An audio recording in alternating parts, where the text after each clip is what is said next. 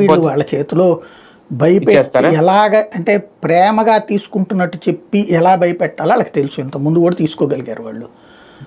ప్రేమతో ఇచ్చినటువంటి వాళ్ళు 30%, భయంతో ఇచ్చినటువంటి వాళ్ళు 40%, కన్ఫ్యూజన్తో ఇచ్చినటువంటి వాళ్ళు మిగతా శాతం.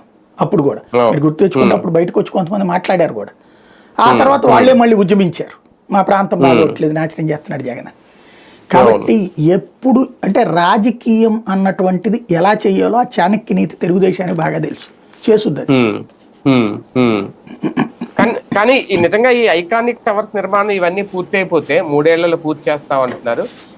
ఇదే రేపొద్దున్న టీడీపీ భవిష్యత్తుకో లేదంటే కూటమి రాజకీయ భవిష్యత్తుకు ఇవే ఒక ప్రధాన కారణం అవుతాయా మళ్ళీ అధికారంలోకి రావడానికి? దీన్ని చూసి ప్రజలు ఓట్లేసే అవకాశం ఉంటుందా?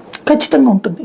డెవలప్మెంట్ కళ్ళెదురుగుండా కనబడుతున్నప్పుడు ఇదొద్దు ఎక్కడతో ఆపేద్దామని ఎవరైనా కోరుకుంటారా? ఇంకోటి అది జగన్కి మైనస్ కూడా, ఎందుకంటే జగన్ అప్పుడు ఆపాడు కాబట్టి అది కట్టలేదు, కట్టనివ్వలేదు అన్నటువంటిది.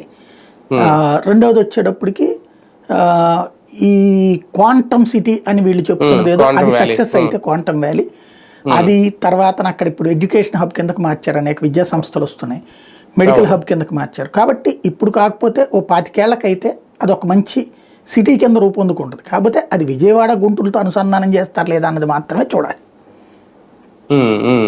అంటే ఇంకా ఈ 3 ఏళ్ళు లేదంటే ఈ 4 ఏళ్ళ టర్మ్ అంతా రాజధాని మీద ఒక ఊహలతో ముందుకెళ్లాల్సిందేనా సార్? 25-30 ఏళ్ళు వెళ్ళాలి అట్లాగే. అబ్బా, ఇది ఆరంభం ఊహలతో అంటే